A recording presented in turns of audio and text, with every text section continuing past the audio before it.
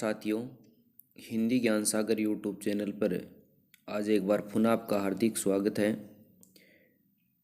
हमारी 9 से 12वीं तक की पाठों की किताबों की जो श्रृंखला चल रही थी, उस श्रृंखला के अंदर हमने 2 पाठ पढ़ लिए थे। पहले एक हरिवंश राय बच्चन जी का, जिनकी कविता आत्म परिचय थी और दिन जल्दी जल्दी ढलता है, एक गीत था जो निशान आमंत्रण से लिया गया था।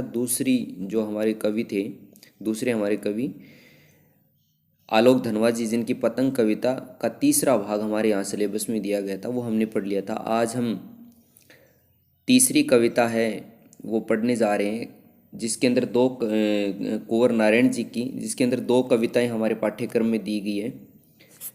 2 कविताओं में एक तो कविता के बहाने और दूसरी है बात सीधी थी। ये 2 कविताएं हमारे सिलेबस में दी हुई हैं, तो उनको हम आज व्याख्या सहित पढ़ेंगे। इसमें से जो प्रश्न विशेष करके आए हुए कविता के बहाने और बात सीधी थी पर, ये इनके जो किस संग्रह से संकलित की गई है, वो विशेष तौर से 2-3 बार प्रश्न आया हुआ है। तो कविता के बहाने इन दिनों काव्य संग्रह से ली गई थी और बात सीधी थी पर ये एक दूसरी कविता हमारी थी। तो इन 2 कविताओं के बारे में हम आज आगे विस्तृत व्याख्या के साथ में पढ़ेंगे। लेकिन कुंवर नारायण जी के बारे में अगर देखें तो मैंने जैसे कि पहले आपको बताया था, एक तो इनको भारतीय ज्ञानपीठ पुरस्कार है वो प्राप्त हुआ है। भारतीय ज्ञानपीठ पुरस्कार अब तक 9 बार दिया गया, 10 व्यक्तियों को दिया गया है, जो हमें सभी याद होने चाहिए। इसको एक बार हम रिपीट कर लेते हैं। पहला ज्ञानपीठ पुरस्कार है 1968 के अंदर चिदम्बरा कृति के ऊपर दिया गया था। सुमित्रा नंदन पंत को प्रथम हिंदी का ज्ञानपीठ पुरस्कार दिया गया था। एक इससे पहले वाला 1967 वाला भी हमें याद करना है, क्योंकि वो हमारे पाठ्यक्रम में दे रखा, बशर्ते कि वो हिंदी के लिए नहीं दिया गया। और वो ज्ञानपीठ पुरस्कार जो है वो उमाशंकर जोशी को दिया गया है निशीथ के ऊपर। निशीथ उनका एकांकी संग्रह है और उसके ऊपर उनको दिया गया, वो हमारे पाठ्यक्रम में शामिल है। उमाशंकर जोशी की 2 कविताएं हमारे पाठ्यक्रम में है। एक तो बगुलों के पंख है, एक छोटा मेरा खेत है हमारे पाठ्यक्रम में, इसलिए वो भी हमें याद रखनी है। 1967 के अंदर निशीथ एकांकी के ऊपर उमाशंकर जोशी को दिया गया है। हिंदी के अंदर पहला जो दिया गया था वो सुमित्रा नंदन पंत को 1968 के अंदर चिदम्बरा कृति के ऊपर चौथा पुरस्कार दिया गया था। चौथा ज्ञानपीठ पुरस्कार, यानी कि ज्ञानपीठ पुरस्कार की शुरुआत है वो 1964 के अंदर हुई थी।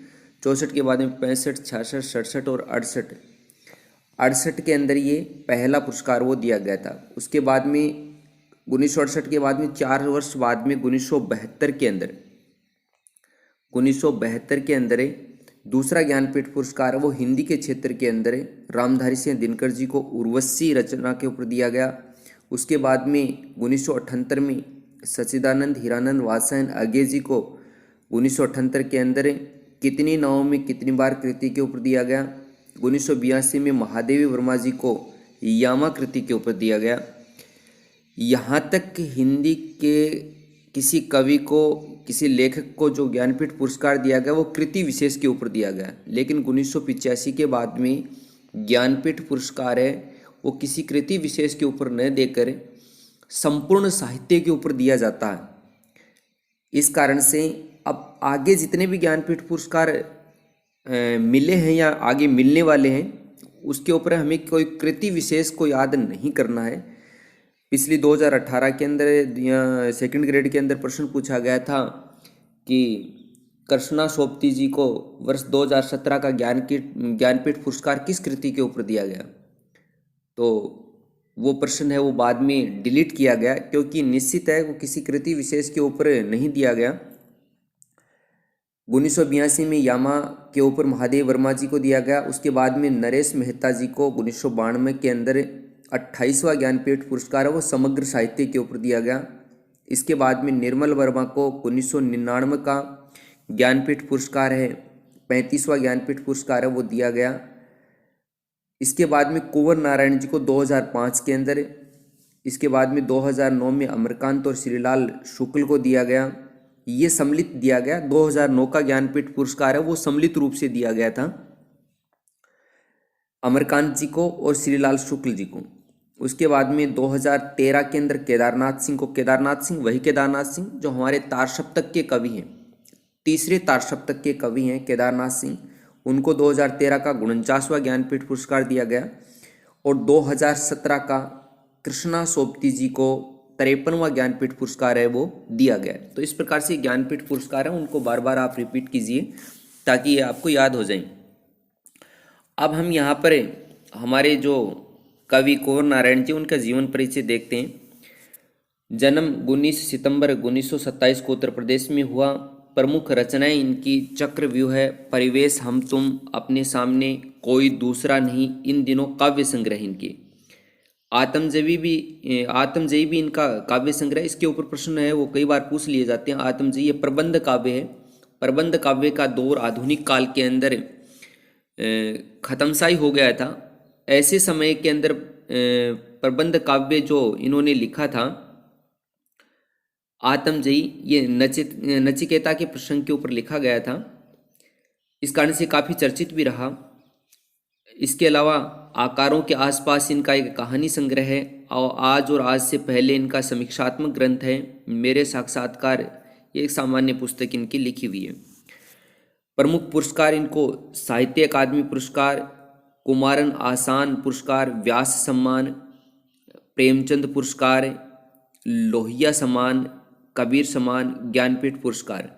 अब देखिए इनको साहित्य अकादमी जो पुरस्कार इनको प्राप्त हुआ या फिर कहा जाए कि व्यास सम्मान जो इनको प्राप्त हुआ, ये दोनों सम्मान एक ही रचना के ऊपर इनको प्राप्त हुए हैं और वो रचना है कोई दूसरा नहीं। कोई दूसरा नहीं रचना के ऊपर इनको ये दोनों ही पुरस्कार प्राप्त हुए हैं। तो इसलिए इसको विशेष तौर से हमें याद रखना है।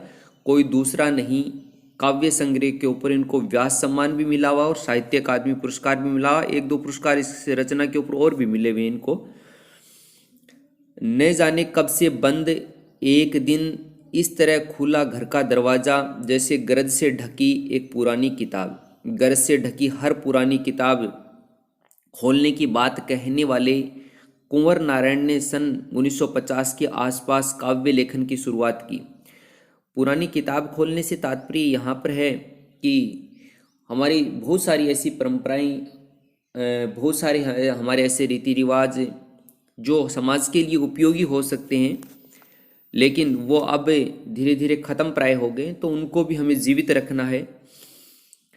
उन्होंने कविता के अलावा चिंतन परक लेख, कहानियाँ, सिनेमा तथा अन्य कलाओं पर समीक्षाएं भी लिखी हैं, किंतु कविता की विधा को उनके सृजन क्रम में हमेशा प्राथमिकता प्राप्त रही है। नई कविता के दौर में जब प्रबंध काव्य का स्थान प्रबंधत्व की दावेदार लंबी कविताएं, आधुनिक काल के अंदर नई कविता का जो दौर चला था, उस नई कविता के दौर के अंदर प्रबंध काव्य नए के बराबर लिखे गए हैं या ये कहा जाए कि नहीं लिखे जा रहे थे। उस समय में लंबी कविताओं को ही प्रबंध का रूप दिया जा रहा था। ऐसे समय में इनका आत्मजयी जो प्रबंध काव्य है वो प्रकाश में आया। तब कुंवर नारायण ने आत्मजयी जैसा प्रबंध काव्य रचकर भरपूर प्रतिष्ठा प्राप्त की। आलोचक मानते हैं कि उनकी कविता में व्यर्थ का उलझाव, अखबारी सतहीपन से तात्पर्य यानी कि भाषा का उलझाव ज़्यादा नहीं था। वैचारिक धुंध की बजाय संयम, परिष्कार और साफ सुथरापन है। भाषा और विषय की विविधता उनकी कविताओं के विशेष गुण माने जाते हैं। उनमें यथार्थ का खुरदरापन भी मिलता है और उसका सहज सौंदर्य भी। सीधी घोषणाएं और फैसले उनकी कविताओं में नहीं मिलते, क्योंकि जीवन के मुकम्मल तौर पर समझने वाला एक खुलापन उनके कवि स्वभाव की मूल विशेषता है। इसलिए संशय, संभ्रम, प्रश्नानुकूलता उनकी कविता के बीज शब्द हैं। यानी कि इनकी कविता के अंदर कोई भी चीज़ हमें सीधे तौर पर हम ये देखें कि हमें प्राप्त हो जाएगी, ऐसे नहीं मिलती। पाठक जब इनकी कविताओं को पढ़ता है तो उनके मन में एक संशय अंत तक बरकरार रहता है, एक भ्रम की स्थिति बनी रहती है। साथ ही प्रश्न उसके मन में बार बार उठते रहते हैं, चाहे वो हमारी व्यवस्था के प्रति हो, चाहे हमारे दैनिक दिनचर्या के प्रति हो। किसी भी प्रकार की जो भी कविता हम उनकी पढ़ते हैं तो हमारे मन में बार बार नए नए प्रश्न है उभरते रहते हैं, तो ये सामान्य सी बातें इनकी जीवन परिचय से संबंधित, इनके साहित्य से संबंधित थी। कुंवर जी पूरी तरह नागर संवेदना के कवि हैं। विवरण उनके यहाँ नहीं के बराबर मिलता है, यानी कि ज़्यादा फैलाव नहीं मिलता इनके काव्य के अंदर, पर वैयक्तिक और सामाजिक ऊहापोह का तनाव पूरी व्यंजकता के साथ में व्यंजकता में सामने आता है। व्यंजकता, वैयक्तिक और सामाजिक ऊहापोह यानी कि द्वंद्व की स्थिति। जब भी हम इनकी कविताओं को पढ़ते हैं तो हमारे मन में एक द्वंद्व उभरता, और द्वंद्व से तनाव के फलस्वरूप जो बातें उभर कर सामने आती हैं वो विशेष महत्व है इनके काव्य के अंदर रखती हैं। एक पंक्ति में कहे तो इनकी तटस्थ वितराग दृष्टि, नोच खसोट, हिंसा प्रतिहिंसा से सहमे हुए एक संवेदनशील मन, यानी कि वर्तमान समय के अंदर हमारे सामाजिक परिवेश के अंदर ऐसी स्थिति बनी हुई है जिसके अंदर हिंसा प्रतिहिंसा है, या फिर कहा जाए कि कुछ भी समाज के अंदर हो रहा है लेकिन हम तटस्थ बने हुए हैं, हमारा समाज से एक वितराग की स्थिति बनी हुई है। तो ऐसी स्थिति में एक सामान्य व्यक्ति के मन में एक ऐसी संवेदना उभर कर सामने आती है, और वो संवेदना ही इनके काव्य के अंदर विशेष रूप से दिखाई गई है। यहाँ हम इनकी दो कविताएं पढ़ेंगे। एक कविता के बहाने जो इन दिनों काव्य संग्रह से ली गई है, और दूसरी है बात सीधी थी फरे, जो कोई दूसरा नहीं काव्य संग्रह से ली गई है। अब देखिए यहाँ पर इनकी जो कविता दी गई है उसके अंदर मूल रूप से क्या दिया गया है। यहाँ पर कुंवर नारायण की दो कविताएं ली गई हैं। पहली कविता कविता के बहाने, जो इन दिनों काव्य संग्रह से ली गई है। ये विशेष तौर से हमें याद रखना है दोनों ही कविताएं किस किस काव्य संग्रह से ली गई है, क्योंकि अब तक जो प्रश्न पूछे गए ज़्यादातर प्रश्न है या तो इनकी कविताओं को किस काव्य संग्रह से लिया गया इस पर पूछा गया है, या फिर बात सीधी थी पर इस कविता के अंदर कोई पंक्ति दे के उसके भाव के रूप में पूछा गया है। तो ये विशेष तौर से हमें ध्यान रखनी है। इन दिनों काव्य संग्रह से ली गया आज का समय कविता के वजूद को लेकर आशंकित है। शक है कि यांत्रिकता के दबाव से कविता का अस्तित्व नहीं रहेगा। यहाँ पर कवि ने एक आशंका प्रकट की है, एक संशय है वो प्रकट किया। जैसा कि इनके शुरू के अंदर ये पाठ परिचय जो हमने पढ़ा था उसके अंदर देखा था कि संशय इनके काव्य के अंदर है वो बना रहता है। तो यहाँ पर इन्होंने ये संशय, ये आशंका प्रकट की है कि वर्तमान समय के अंदर भौतिकतावादी जो जमाना है, भौतिकतावाद जो ज़्यादा से ज़्यादा हमारे दैनिक जीवन के अंदर आ चुका है, इससे कहीं हम कविता को भूल नहीं जाएं। कविता को सुनना, कविताएं लिखना, इस प्रकार की सारी परंपराएं धीरे धीरे विलुप्त सी होती जा रही हैं। तो यहाँ पर कवि एक संशय प्रकट कर रहा है कि कहीं ऐसा न हो कि बाद में धीरे धीरे कविता का अस्तित्व ही मिट जाए। ऐसे में यह कविता की अपार संभावनाओं को टटोलने का एक अवसर देती है। कविता के बहाने एक यात्रा है जो चिड़िया, फूल से लेकर बच्चे तक की है। यानी कि यहाँ पर तीन चीज़ों के साथ में कविता की तुलना की गई है। एक चिड़िया की उड़ान से, दूसरा फूल के खिलने से, और तीसरा बच्चों के खेल से। एक और प्रकृति है, दूसरी ओर भविष्य की ओर कदम बढ़ाता बच्चा। प्रकृति यानी कि फूल और चिड़िया, इन दो को प्रकृतिगत चीज़ें मानते हुए उन्होंने यहाँ पर स्पष्ट करने की दूसरी ओर कदम बढ़ाता हुआ बच्चे के माध्यम से उन्होंने यहाँ पर तीसरी तुलना की है।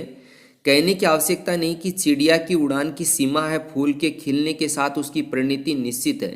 यानी कि फूल खिलता है तो उसका मुरझाना निश्चित है। ये बात भी यहाँ पर स्पष्ट है कि चिड़िया है उसकी उड़ान है, उसकी भी एक सीमा है, और फूल के खिलने की भी एक सीमा है। लेकिन बच्चे के सपने असीम है। यानी कि बच्चा खेलता है तब अनेकों कल्पनाएं करता है, और उसकी कल्पनाएं हैं, उसकी कोई सीमा नहीं है।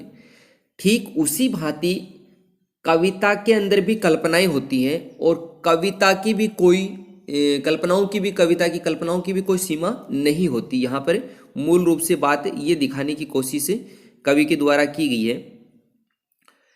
यानी कि बच्चे के खेल की कल्पनाएं और कविता की कल्पनाएं, इन दोनों को तुलनात्मक रूप से एक माना है यहाँ पर कवि ने। बच्चों के खेल में किसी प्रकार की सीमा का कोई स्थान नहीं होता। कविता भी शब्दों का खेल है और शब्दों के इस खेल में जड़, चेतन, अतीत, वर्तमान और भविष्य सभी उपकरण मात्र हैं। इसलिए जहाँ कहीं रचनात्मक ऊर्जा होगी, यानी कि सृजन की ऊर्जा होगी, जिससे कविता के माध्यम से भी हम एक उत्साह प्राप्त करके, एक ऐसा भाव प्राप्त करके आगे सृजनशील होते हैं, ऊर्जा होगी, वहाँ सीमाओं के बंधन खुद ब खुद टूट जाते हैं। यानी कि बच्चे जब खेलते हैं तब ये नहीं देखते कि ये घर मेरा है या ये घर उसका है, हमारे परिवार वालों में मनमुटाव है इसलिए मैं इनके बच्चों के साथ में नहीं खेलूंगा। ये सारी भावनाएं वहीं पर दरकिनार हो जाती हैं और वो बंधन सारे के सारे खुद ब खुद टूट जाते हैं। उसी प्रकार कविता की यहाँ पर बात की गई है लेखक के द्वारा कि कविता की जो भावनाएं हैं वो सारे बंधनों को तोड़ती हुई आगे बढ़ जाती हैं। वह चाहे घर की सीमा हो, घर की सीमा इसलिए कही गई है क्योंकि बच्चे जब खेलते हैं तो चाहे हमारा किसी परिवार के साथ में मनमुटाव ही क्यों हो, लेकिन वह उस मनमुटाव को भूल जाता। बच्चा जब खेलने की जब वह खेलता है तब वो उन चीज़ों को भूल जाता है। भाषा की सीमा, और इसी प्रकार से कवि जब कविता का सृजन करता है तो भाषा की सीमाओं को भी दरकिनार कर देता है। उसमें ध्यान नहीं रहता कि कहाँ तक हम पहुँच चुके हैं और फिर समय की ही क्यों न हो। दूसरी हमारी यहाँ पर एक कविता है, बात सीधी थी जो कोई दूसरा नहीं, काव्य संग्रह से संकलित की गई है। अब देखिए यहाँ पर बात सीधी थी पर क्या, पर एक प्रश्न चिन्ह खड़ा हो गया। पर से तात्पर्य यहाँ पर लिया गया है कि हम सीधी बात को भी कई बार भाषा के उलझाव में ऐसा फंसा देते हैं कि न तो उस बात का जो मूल तथ्य है वो लोगों के सामने प्रकट हो पाता है और ना ही उसको हम प्रभावी ढंग से प्रकट कर पाते हैं। तो यहाँ पर इसी बात को लेकर कवि ने कहा है कि साधारण बात को साधारण शब्दों के माध्यम से ही स्पष्ट हमें करना चाहिए। ज़्यादा उलझाव है वो हमें नहीं उसमें दिखाने की कोशिश करनी चाहिए। कथ्य और माध्यम के द्वंद्व उकेरते भाषा की सहजता की बात की गई है, यानी कि सहज ढंग से ही बात को हमें कहना चाहिए, ज़्यादा साहित्यिक रूप उसको नहीं देना चाहिए। हर बात के लिए कुछ खास शब्द नियत होते हैं, ठीक वैसे ही जैसे हर पेंच के लिए एक निश्चित खांचा होता। पेंच यानी कि स्क्रू वगैरह जिसको हम कहते हैं, किसी चीज़ के अंदर हम लगाते हैं, कहीं पर भी लगाएं हम स्क्रू, जिसको हम मारवाड़ी के अंदर बुल्ट वगैरह भी कह देते हैं, पेंच जिसको हम कहते हैं, तो उसका एक खास खांचा यानी कि उसका स्पेस उतना ही होना चाहिए। अगर उससे ज़्यादा होगा तो वैसे नहीं ढक पाएगा और अगर कम होगा तो वो वहाँ पर सही नहीं बैठ पाएगा। कहने का आशय यहाँ पर है कि बात का भी वैसा ही है, जो बात जितने शब्दों में जिस प्रकार साधारण ढंग से कहनी चाहिए उसको उसी ढंग से कहना चाहिए। हम ज़्यादा साहित्यिक रूप उसको देने की कोशिश करेंगे तो भी ठीक नहीं है। अब तक जिन शब्दों को हम एक दूसरे के पर्याय के रूप में जानते रहे उन सब को वे अपने विशेष अर्थ होते हैं। अच्छी बात, देखिए एक शब्द विशेष या उसके बहुत सारे पर्यायवाची शब्द होते हैं, लेकिन उन पर्यायवाची शब्दों का भी एक निश्चित जगह होती है, वहीं पर हम उसको प्रयोग कर सकते हैं, दूसरी जगह नहीं करते हैं उसको। विशेष करके कविता की बात कही जाए तो अच्छी बात या अच्छी कविता का बनना सही बात का सही शब्द से जुड़ना होता है, और जब ऐसा होता है तो किसी दबाव या अतिरिक्त मेहनत की हमें ज़रूरत नहीं पड़ती है, नहीं होती, वह सहूलियत के साथ हो जाता है। यानी कि हम जो बात कहना चाहते हैं वो साधारण ढंग से और वो कह पाते हैं। अब हमारी दो कविताएं, पहली कविता कविता के बहाने। कविता के बहाने इसके अंदर तीन चीज़ों से पहले पाठ परिचय में जैसे कि स्पष्ट हो चुका है, तीन चीज़ों से इसकी तुलना की गई है। और तीन चीज़ों में तुलना के अंदर एक तो है चिड़िया की उड़ान से तुलना की गई है, दूसरा कविता के अंदर फूल के खिलने से की गई है, और तीसरी जो है तुलना की गई है बच्चों के खेल से की गई है। तो चिड़िया की उड़ान है और फूल का खिलना, इन दोनों की सीमा है वो ससीम है, जबकि कविता है उसके भाव है वो असीम है। यहाँ पर उसी को प्रकट करते हुए कवि कह रहा है कि कविता एक उड़ान है चिड़िया के बहाने, कविता की उड़ान भला चिड़िया क्या जाने, बाहर भीतर इस घर उस घर, कविता के पंख लगा उड़ने के माने चिड़िया क्या जाने। कविता की उड़ान है चिड़िया के बहाने, यानी कि कविता की उड़ान और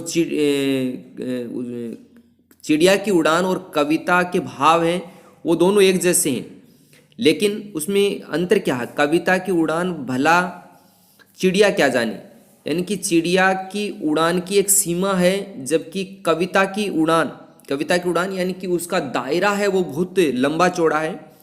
बाहर भीतर इस घर उस घर, यानी कि कविता उड़कर कहाँ तक जा सकती है, इस एक घर से दूसरे घर तक, बाहर से भीतर या भीतर से अंदर, बाहर इसी रूप में जा सकती है। लेकिन कविता के जो भाव हैं, कविता की जो विशेष हम कह सकते हैं भाव हैं, वो चारों तरफ फैल जाते हैं। उसका दायरा कहने का तात्पर्य कि व्यापक होता है।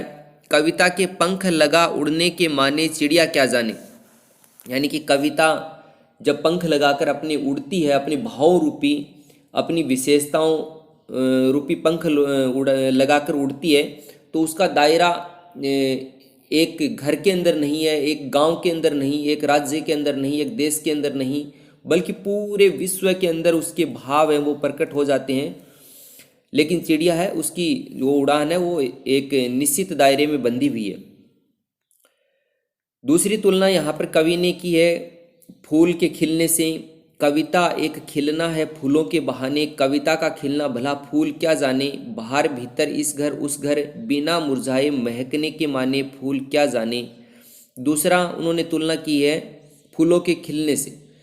कविता एक फूल के खिलने की भांति है, जिस प्रकार एक फूल खिलता उसकी सुगंध है वो फैलनी शुरू होती है। कविता भी जब एक कवि के द्वारा सृजित की जाती है तो उस कविता के भाव रूपी सुगंध है वो चारों तरफ फैलनी शुरू होती है। यहाँ पर देखिए यमक अलंकार का प्रयोग किया गया है।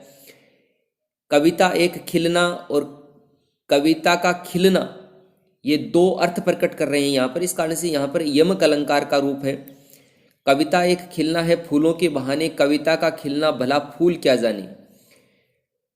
कविता का खिलना, फूलों का खिलना और कविता का खिलना, इस रूप में इसकी तुलना की गई है। लेकिन फूलों का खिलने का एक निश्चित समय होता है, उसकी सुगंध है वो एक निश्चित समय के लिए चारों तरफ फैलती है, उसके बाद में वो मुरझाना है, ये निश्चित है। लेकिन कविता के भाव हैं वो लंबे समय तक, उसकी विशेषताएं हैं, उसका ज्ञान है, वो एक लंबे समय तक, एक युग नहीं, दो युग नहीं, तीन तीन युगों तक, लंबे समय तक वो पीढ़ी दर पीढ़ी आगे से आगे बढ़ते रहते हैं। बाहर भीतर इस घर उस घर, यानी कि फूलों की सुगंध का दायरा एक निश्चित है, दोनों के अंदर वही सेम बातें हैं। बिना मुरझाए महकने के माने फूल क्या जाने। लेकिन कविता के भाव हैं वो, या भावों की जो सुगंध है वो चारों तरफ है, बिना मुरझाए लंबे समय तक फैली रहती है। तीसरी तुलना यहाँ पर की गई है, कविता एक खेल है बच्चों के बहाने, बाहर भीतर यह घर वह घर, सब घर एक कर देने के माने बच्चा ही जाने। यहाँ पर तीसरी जो तुलना की गई है उसके अंदर स्पष्ट रूप से बताया गया है कि कविता एक खेल है बच्चों के बहाने, बाहर भीतर यह घर वह घर, यानी कि बच्चा जब खेलता है उस समय में वह अपने खेल के लिए अनेकों कल्पनाएं करता है और वो खेल में इतना तन्मयता के साथ में आगे बढ़ता है कि वो अपने पराये का भेद भूल जाता है उस समय में, और एक समान भाव से, एक समभाव से वह आगे उन बच्चों के साथ में खेलता रहता है। ठीक उसी प्रकार से कविता है या कविता के जो भाव हैं वो सभी के लिए समान रूप से उपयोगी होते हैं, यानी कि कविता शाश्वत, हम कह सकते हैं सार्वकालिक, सार्वभौमिक होती है। इस रूप में यहाँ पर उन्होंने कहा कविता एक खेल है बच्चों के बहाने, बाहर भीतर यह घर वह घर, सब घर एक कर देने के माने बच्चा ही जाने, यानी कि बच्चा ही जानता, उसके मन की वो भावनाएं ही जानती हैं कि जब वह खेलने के लिए लालायित होता है, तत्पर होता है, उस समय में उसके मन में कोई उआपुआ, कोई द्वंद्व की भावना, कोई अपने पराये की भावना नहीं रहती। ठीक उसी प्रकार से एक कवि के द्वारा जब कविता का सृजन किया जाता है तब उसके मन में यह किसी भी प्रकार का कोई द्वंद्व नहीं रहता और वो अपनी कल्पनाओं के सहारे, जिस प्रकार से बच्चा है उसके मन में अनेकों कल्पनाएं अपने खेल के प्रति होती हैं, उसी प्रकार से एक कवि के मन में भी वो सारी कल्पनाएं उस समय में उभर कर सामने उसके आती हैं और उनका प्रयोग करके आगे बढ़ता रहता है, कविता का सृजन करता रहता है। इस प्रकार से हमारी एक कविता है वो पूरी हुई। दूसरी कविता है बात सीधी थी पर, थोड़ा हम इसको जल्दी जल्दी पढ़ेंगे, सीधे सीधे सी भाव है इसके, कोई ज़्यादा इसके अंदर वो बात नहीं है, गद्यात्मक रूप लिए वे कविता है। बात सीधी थी पर कोई दूसरा नहीं, कोई दूसरा नहीं इस काव्य संग्रह से ली गई है। सीधी सी प्रसाद गुण से युक्त कविता, इसमें किसी प्रकार का वो बात भी नहीं है कि कोई क्लिष्ट भाषा हो। बात सीधी थी पर एक बार भाषा के चक्कर में जरा टेढ़ी फंस गई। बात सीधी थी पर एक बार भाषा के चक्कर में जरा टेढ़ी फंस गई, यानी कि सीधी सीधी बात थी लेकिन प्रभावशाली भाषा का प्रयोग करने के चक्कर के अंदर कवि महोदय कहते हैं कि मैंने मेरी साधारण सी जो बात है उसको भी भाषा के फेर में ऐसा फंसा दिया कि लोग है उसको समझ नहीं पा रहे थे। आप देखते हो कि कई बार है मंच के ऊपर कोई कवि या मान लीजिए कोई भी व्यक्ति भाषण देता है, उस समय में श्रोतागण है वो उसकी बात सुनते हैं, अगर वो ज़्यादा साहित्यिक भाषा का प्रयोग साधारण सी बात के लिए भी करना शुरू कर देता है तो श्रोतागण है उसको ज़्यादा कोई विशेष महत्व नहीं देते और आपस में ही बातें करनी शुरू कर देते हैं। तब उसको जो भाषण देने वाला है, कवि है या जो भी है, उसको पता भी इस बात का चल जाता है कि भाई मेरी बात के ऊपर ज़्यादा तवज्जो लोग नहीं दे रहे हैं। तो कहने का यहाँ पर आज से कवि का है कि साधारण बात को साधारण ढंग से ही कहना चाहिए। उसे पाने की कोशिश में भाषा को उल्टा पलटा तोड़ा मरोड़ा घुमाया फिराया कि बात या तो बने या फिर भाषा से बाहर तो आए, लेकिन इससे भाषा के साथ साथ बात और भी पेचीदा होती चली गई। उसे पाने की कोशिश में, किसे पाने की कोशिश में, यानी कि अपनी बात के मूल कथ्य को पाने की कोशिश में, अपनी बात के मूल भाव को पाने की कोशिश में। पहले तो उन्होंने क्लिष्ट भाषा का प्रयोग कर लिया, अब साधारण भाषा के माध्यम से कवि कह रहा है कि मैंने कोशिश की कि वो कैसे भी करके भाषा को उल्टा पलटा, यानी कि उसको कई दूसरे एंगल से, कई दूसरे भावों से उसको प्रकट करने की कोशिश की। तोड़ा मरोड़ा घुमाया फिराया, यानी बात को इधर उधर घुमा फिरा के मैंने उसको उसके मूल कथ्य को सामने लोगों के लाने की कोशिश की, लेकिन बात है कि मान ही नहीं रही थी कि बात या तो बने या फिर भाषा से बाहर आए। भाषा से यानी कि उस जो विशेष भाषा के प्रयोग के कारण से जो क्लिष्टत्व है उसने प्राप्त कर लिया था भाषा ने, कि उसके फेर से बाहर आ जाए। लेकिन हुआ क्या कि वह सब कुछ नहीं हो पाया, या फिर भाषा से बाहर आए, लेकिन इससे भाषा के साथ साथ बात और भी पेचीदा होती चली गई। यानी कि बात का मूल कथ्य स्पष्ट होने की बजाय जैसे जैसे कवि ने भाषा के विभिन्न रूपों का प्रयोग करना शुरू किया, लेकिन बात है वो और भी पेचीदा होती चली गई। सारी मुश्किल को धैर्य से समझे बिना मैं पेंच को खोलने की बजाय, अब देखिए जब बात बिगड़ जाती है तब हम हड़बड़ाहट के अंदर क्या करते हैं, हड़बड़ाहट में इस प्रकार से उस भाषा का प्रयोग करते हैं कि हमें उसको सुधारने की बजाय और भी ज़्यादा बिगाड़ते रहते हैं। अब वो पेंच के माध्यम से उन्होंने यहाँ पर स्क्रू के माध्यम से, स्क्रू जो ढकने जो बंद करने वाले होते हैं उनकी बात यहाँ पर की गई है। सारी मुश्किल को धैर्य से समझे बिना, कवि महोदय ने उस पूरी मुश्किल को धैर्य से समझा नहीं, और मैं पेंच को खोलने की बजाय, उस पेंच को खोलने की यानी कि भाषा के चक्कर में जो बात फंसी हुई थी उसको खोलने की बजाय उसे बेतरह कसता चला जा रहा था। कई बार मंच के ऊपर भाषण देने वाला जो व्यक्ति होता है उससे कोई बात है वो सही से पेश नहीं की जाती, तो वो इस प्रकार की भाषा का, उटपटांग भाषा का प्रयोग करना शुरू कर देता है, यानी कि बेतरह कसता चला जा रहा था। स्क्रू के तुलना करके उन्होंने एक पेंच की तुलना करके यहाँ पर बात कही, क्योंकि इस करतब पर मुझे साफ सुनाई दे रही थी तमाश बिनों की शाबाशी और वाह वाह। अब आपको पता ही है कि जब बात बिगड़ जाती है और मुंह से हम बोलना कुछ चाहते हैं, बोल कुछ जाते हैं, श्रोतागण जो हैं वो वाहवाही करनी शुरू कर देते हैं कई मज़े लेने के चक्कर के अंदर। और ये बात है वो कवि महोदय कह रहे हैं कि मुझे स्पष्ट रूप से सुनाई दे रही थी तमाश बिनों की शाबाशी और वाह वाह, यानी कि उनको तो तमाशा देखना था इसलिए वो तो वाहवाही दे रहे थे, लेकिन उस वाहवाही के मूल में उनका एक व्यंग्य कवि है, वो कवि को स्पष्ट रूप से सुनाई दे रहा था। आखिर वही हुआ जिसका मुझे डर था। और डर किस बात का था? जोर जबरदस्ती से बात की चूड़ी मर गई। बात की चूड़ी मर गई यानी कि बात है वो प्रभावहीन हो गई, बात है वो निष्प्रभावी हो गई, अस्पष्ट हो गई। बात का जो मूल भाव था वो नष्ट हो गया, यानी कि मूल कथ्य जो कवि कहना चाहते थे वो तो कहीं का आया गया हुआ, और वह भाषा में बेकार घूमने लगी। यानी कि वही भाषा बार बार है, वो उसी प्रकार की भाषा बार बार इस प्रकार से कवि प्रयोग करता जा रहा था, क्योंकि बात है वो निष्प्रभावी हो चुकी थी। किसी स्क्रू को हम बार बार बंद करते हैं, पेंच को बार बार बंद करते हैं, तो बाद में एक स्थिति ऐसी आती है कि वो उस खांचे के अंदर, उस जगह के अंदर वो फ्री घूमना शुरू कर देता है। कवि महोदय की बात है वो भी क्या होनी शुरू हो गई, ऐसे ही खाली घूमने लगी, भाषा में बेकार घूमने लगी। हार कर मैंने उसे कील की तरह उसे उसी जगह ठोक दिया। अब देखिए यही होता है, हम बार बार किसी स्क्रू को बंद करते हैं, एक बार करते हैं, दो बार बंद करते हैं, वो बाद में फ्री घूमने लगता है, तो हम गुस्से में आ के उसको क्या करते हैं कि हथौड़ी से लेते हैं और उसको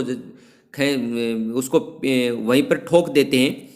तो वैसा ही कवि ने किया। बात को अंततः उन्होंने इस प्रकार से लोगों के सामने पेश कर दिया कि पेश करके वहीं पर अपनी इतिश्री कर ली। लेकिन इस इतिश्री से ये नहीं हो जाता कि कथ्य वो समझ में आ गया। वहाँ पर स्थिति ऊपर से देखने में ठीक लगती है, लेकिन अंदर वो सही नहीं रहती। हार कर मैंने उसे कील की तरह उसी जगह ठोक दिया, और इससे क्या हुआ, ऊपर से ठीक ठाक है पर अंदर से न तो उसमें कसाव था, कसाव यानी कि प्रभाव था, यानी कि ऊपर से तो देखने में वो पेंच की तरह ठीक ठाक दिखाई दे रही थी, लेकिन उस बात के अंदर न तो प्रभाव था न वो ताकत थी जिससे लोगों में कुछ भावनाएं हैं उसको उद्वेलित कर सके। बात ने जो एक शरारती बच्चे की तरह मुझसे खेल रही थी, यानी कि शरारती बच्चा जिस प्रकार से शरारत करता है तो वो परेशान करता रहता है, वैसे ही बात है वो भी कवि महोदय कह रहे हैं कि मुझे बार बार परेशान कर रही थी। अब अपने माध्यम से, अपने उदाहरण के माध्यम से कवि ने यहाँ पर वो बात कही है, लेकिन ये सभी के लिए लागू होती है। मुझसे खेल रही थी, मुझे पसीना पोंछते देखकर पूछा, क्या तुमने भाषा को सहूलियत से बरतना कभी नहीं सीखा? यानी कि भाषा को सहूलियत के साथ में, यहाँ पर आक्षेप अलंकार भी है, क्या तुमने भाषा को सहूलियत से बरतना कभी नहीं सीखा? प्रश्नवाचक चिन्ह जो आगे लगा हुआ है कि भाषा को साधारण ढंग से, साधारण शब्दों के माध्यम से जिस कथ्य को आपको कहना है, जिस बात को आपको लोगों को समझानी है, उसको साधारण भाषा से क्या कभी साधारण शब्दों का प्रयोग करना नहीं सीखा? तो इस प्रकार से हमारी ये कविता है वो पूरी हुई। ये तीसरा पाठ भी हमारा पूरा हुआ। हरिवंश राय बच्चन जी का आत्म परिचय, दिन जल्दी जल्दी ढलता है, 2 कविताएं वो पूरी हो गई। आलोक धनवा जी की पतंग कविता, और तीसरी कुंवर नारायण जी की एक कविता तो बात सीधी थी पर, और दूसरी कविता है कविता के बहाने। इस प्रकार से ये 5 कविताएं अब तक हमारी पूरी हो चुकी हैं। आज के लिए बस इतना ही। मैं उम्मीद करता हूँ कि आपको ये वीडियो पसंद आ रहे होंगे। अगर पसंद आ रहे तो हाँ, एक बात मैं वो भी बताना चाहता था कि लाइक और सब्सक्राइब की बात मैंने पीछे कही थी कि भाई इनको मैं ज़्यादा महत्व नहीं देता और देता भी नहीं, अब भी नहीं देता, लेकिन फिर भी मुझे किसी ने बताया कि जब तक लाइक आपके नहीं बढ़ेंगे तब तक ये लोगों के पास में जो आपका वीडियोज़ हैं वो कम पहुँचेंगी। इसलिए मेरा आपसे निवेदन है कि इसको लाइक और सब्सक्राइब करें। सब्सक्राइब से तो एक ये फ़ायदा हो सकता है कि थोड़ा मेरे अंदर भी उत्साह बढ़े कि भाई हाँ चलो, हमें कम से कम इतने लोग हमारे मेरे इन जो व्याख्या है उनकी का इंतज़ार कर रहे हैं। बस इन्हीं शब्दों के साथ में आज के लिए बस इतना है।